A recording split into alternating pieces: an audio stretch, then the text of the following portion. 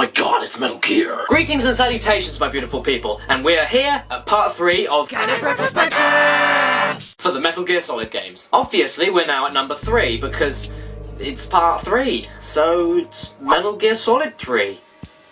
Part 3. 3. You don't need me to tell you that. You just look at the title. Is it up there? Or is it down there? Who knows? YouTube's crazy. But you can read the title, can't you? Can't you? Okay, so Hideo freaking Kojima's two very good and near perfect games. And then Mr. Kojima thought he'd do a Star Wars and make a prequel. The future of Solid Snake and Raiden were left floating into the abyss, leaving room for an entirely new plot thread. And oddly enough, not just a prequel to MGS1, but a prequel to the entire beginning of the Metal Gear chronology. That was a pretty ballsy move, Kojima. But then again, your entire career has centered around ballsy moves, hasn't it? Ballsy Smith. But this was actually a brilliant idea because players finally got to witness the origin of Big Boss and begin to scratch the surface on his questionable future actions in the series and whether or not they actually deserved any justification. And this wasn't just a great idea from the plot standpoint, but also from the gameplay standpoint. For now, players could fully experience the stripped back sneaking essentials of Metal Gear before it became bloated and seeping in its own insane gadgetry. And again, I'm gonna try not to ramble with this one and cut all the bullshit out of it because I've heard many a person proudly admit that this is their favourite Metal Gear game of all time, and some people even say it's just their favourite overall game of all time. And how good actually is it, eh? Well, let's find out as we dive into Metal Gear Solid 3. Well, let's start at the beginning, which is a very good place to start. What's going on this time, Ballsy Smith? Well, this game decides to take place during the turn of the Cold War, and in a sense, it creates a sub-alternate history, referencing all the major events of the time, such as Kennedy's assassination, and letting the characters' interactions actually affect what happened during that time period. It's kinda cute. And this game also features another playable character, Naked Snake, later to be known as Big Boss. And like MGS2, this game was set into 2 parts. The first part was Virtuous Mission, in which Naked Snake, aided by Major Zero, and his old mentor, the Boss, attempts to rescue a defecting Soviet scientist called Sokolov, who's being forced to develop a nuclear-equipped tank called the Shagohod. It's a subtle foreshadowing. Do you see it? And everything goes swimmingly for our heroes until it turns out that the boss actually defects from the US, providing 2 stolen Davy Crockett mini nuke missiles for her new benefactor known as Colonel Volgin, who is attempting to overthrow Khrushchev, the leader of the Soviet Union, with the help from the Cobra Unit, another group of elite warriors theming from the first 2 games. Sokolov actually ends up being captured by the Cobra Unit, and then Snake is thrown off a bridge by the boss and he breaks his arm, and it's very, very disgusting. Volgin then proceeds to launch one of the missiles at the base that Sokolov was being held at, covering up the theft of the missiles, and in turn having the boss being blamed for the assault. Fun fact, did you know that the date of Virtuous Mission is actually the 1-year-old birthday of Hideo Kojima? He wanted to use his original birth date, but postponed it for a year in order to let the Kennedy assassination become part of the story. What a silly sausage. And then this leads into part 2 of the game, Operation Snake Eater, where the Soviets discover that they actually detected a US aircraft, which is the one that dropped off Snake earlier, at that time, which then leads them to blame the US for the nuclear attack on the base, and bringing everything to the tip of nuclear war! So now Snake has to return to the Soviet Union and prove America's innocence by stopping Volgin forever and eliminating the defecting traitorous traitor, the boss. Now I'm actually going to start with a positive/negative opinion here. The plot is much simpler than the last game, and it features less philosophical nonsense and confusing threads. And even though I really loved that stuff, this plot is awesome in its own right. But I must say that the scripting in small sections of this game was just bad, even for Metal Gear Solid. I understand that the game had a silly edge to it with the Cobra Unit, but good God, listen to this line! The end is saving what life he has left in him for battle, but he'll wake up when the time is right. And when he does, it will be the end for the boy. I know the last games had these kinds of lines and such, I won't bother, you know which ones they are. But in this game, they really stick out like a sore thumb. For the time that it's set, it just seems so out of place. But then again, that is a huge nitpick. So I'll shut up now, and I'm gonna talk about the awesome. And the awesome included a much more grounded protagonist, Naked Snake. As we all know, Solid Snake is badass and everything, but he's still a pretty emotionless and built-for-the-job genetic copy of the man who originally earned the position of world legend. And because of that, he was much more relatable as a person. He was just an average soldier that overcame excruciating odds with no genetic tampering, which made him much more badass, in my opinion. I mean, when I first saw him smile at the start of the game in Virtuous Mission, it set me up exactly for what his character was going to be like, and I could understand him so much more as a person. It's just, you bond with him from that moment. It's then that you realise that he's just a man, a pawn in this entire situation, and it's just so sad. This game's plot also focused a lot on loyalty, and in Snake's case, it was a constant battle between the loyalty to the one that he loves, or loyalty to his country and halting a nuclear catastrophe. And there are plenty of really subtle and moving moments mixed in with the insanity that really help you reflect on your actions and begin to question these themes yourself. What a brilliantly bumtastic concept. Well, that, and you can make Snake throw up. I'm a fucking moron for deciding to tackle all of these games. There's just so much to say about them, it's insane. But don't worry, I'm going to try my best here, and I hope you can see where I'm coming from, so... Well, I'm going to start with a point that I'll probably get a lot of flack for. Kojima stated that he suffered from 3D camera sickness, and so decided to, in devotion with a solid trilogy, keep the overhead camera. And for this kind of game, I personally did not like it. I found myself stopping and looking forward every 5 seconds to check for enemies, and I couldn't find my bearings if I was running away, and I couldn't see where I was going or what I would run into, and just... Ugh. I appreciate what Kojima wanted to do, but that third-person camera was a much better idea. And with the vast open jungle opposed to the simple, squared indoor strongholds, the overhead camera didn't give the layout, the wandering enemy movements, and just the overall environment any justice or fun to it. I mean, look at these areas! I don't understand why you wouldn't want to play third person with a game that looks this good. So for the sake of argument and more flexible and free camera movement, I'll be playing the HD re-release in the third person, technically making it Subsistence. I know I'm cheating, but...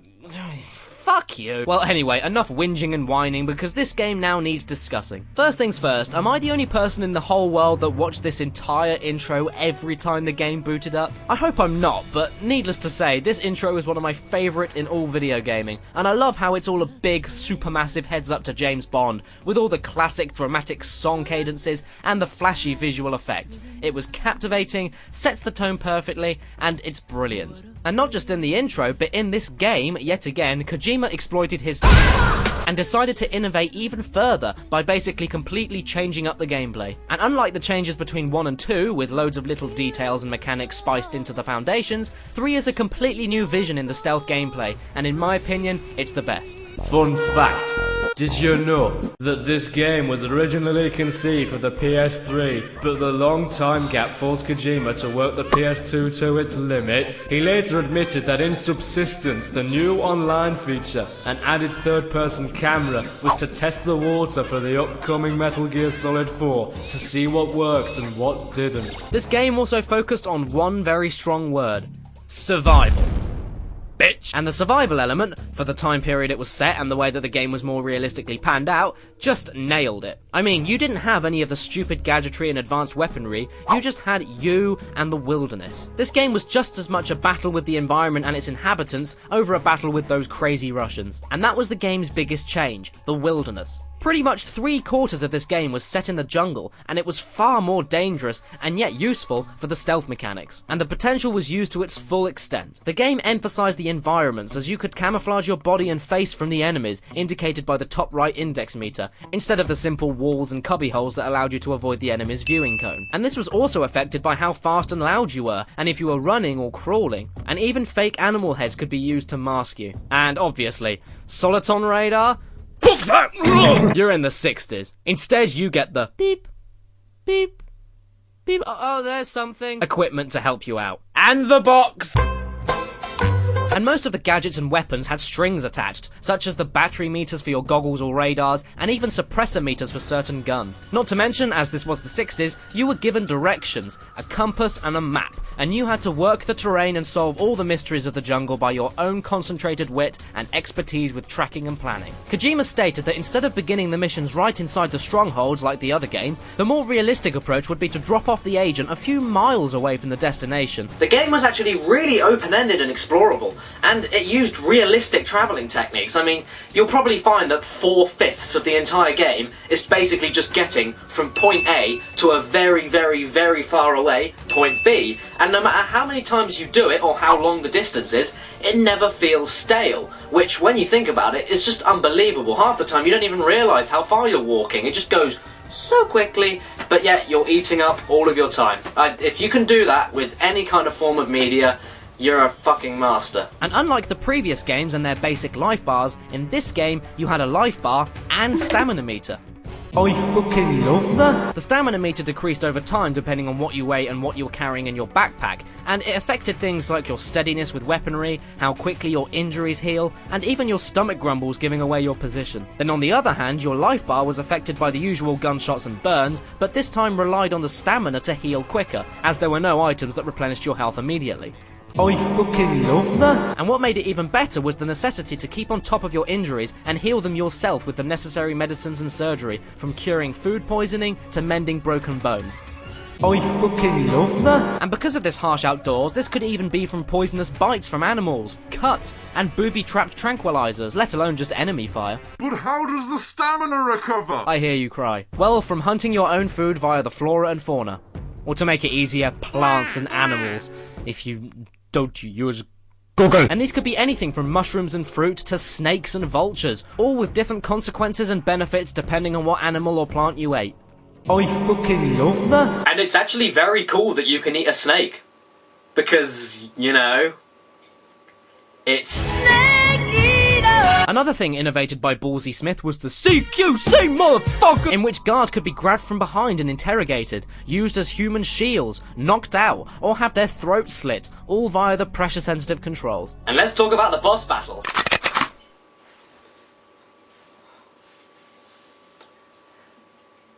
They're fantastic.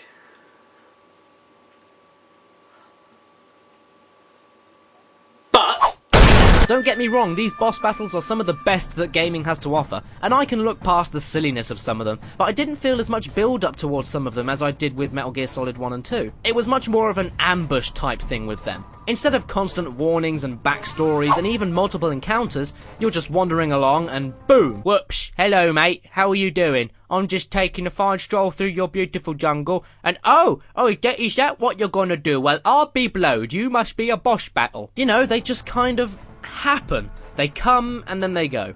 But that does not deteriorate from the fact that these bosses are fucking ace. And this time around, instead of incorporating more puzzle-solving, futuristic aspects from 1 and 2 to take these guys down, this was much more raw, much like the time period, and based everything on pure, condensed skill with your weapons and maneuvers. And I will say that the end is maybe the greatest boss battle ever. I swear to God it always takes me at least 45 minutes to take him down, and every second is just as tense and as terrifying as the last. And this leads rather handsomely onto the detail yet again. The Kojima-branded sense of humour and self-referential fourth-wall gags were off the chart with this game, with even more over-the-top villains borderlining hilariously ridiculous. And even going as far as to mock Raiden in the form of Rykov, allowing Snake to finally get his revenge towards him as a throwback to fan response. The details ran in real time, something that was considered strangely almost taboo with console gaming, but was a fucking excellent idea. Things like food could rot if you left the game for a few days, and the epic boss fight with the end could be easily avoided by just leaving the game a week, coming back to it, and finding out that he just died of old age.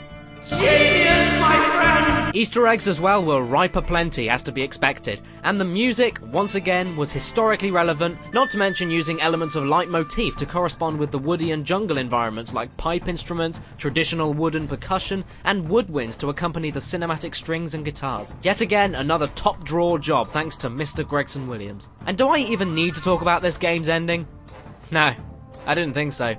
It gets me every time, and I'm convinced that you have no soul if this didn't touch you. And does Metal Gear Solid 3 Hold up today? Well, if you minus the original camera, in my opinion, this game is just unbelievable. It's nearly 10 fucking years old, and it feels like it was made last week. I don't know how it's managed to age so well. And when you have a look at all the other stuff that was released in 2004, like... I'd probably say it was the best from that year. What was to come of these 3 games then? Well, where do I begin? Mobile games, spin-offs, more games centered around the far future of the Metal Gear universe, more games centered around Big Boss and the events leading up to Metal Gear on the MSX2 spanning multiple formats and consoles, next-gen and HD remakes, graphic novels, the best idea ever, allowing me to play 2 of my favourite games ever in HD whilst taking a shit, and let's not forget the legend that is Metal Gear Solid 4. I'm so sorry guys, but there are far too many reasons why I haven't added this in as a special bonus 4th video, but needless to say, I'm gonna tease you with this, and I might make a video about it in the near future. But just to warn you, that video will be a good 4 hours or something. If I had to pick my favourite, very, very, very close to impossible, but I think I'm gonna have to go with 3. I love them all entirely for different reasons, but I feel as though, from a gameplay standpoint, the replayability with 3 is the strongest. And with the long cutscenes and expository radio and codec calls, this one always feels fresh every time you play it, which is a tough call for an MGS game, maybe perhaps the other exception being Peace Walker. Although, I've changed my mind. No, I'd say 1 is my favourite. No, I'd actually say 3. No, 1. 3. 3 or 1. 3 or 1? 3? 1? Snake? Or Big Boss? I don't know! I don't know! I just don't know, okay? I fucking love ambiguity!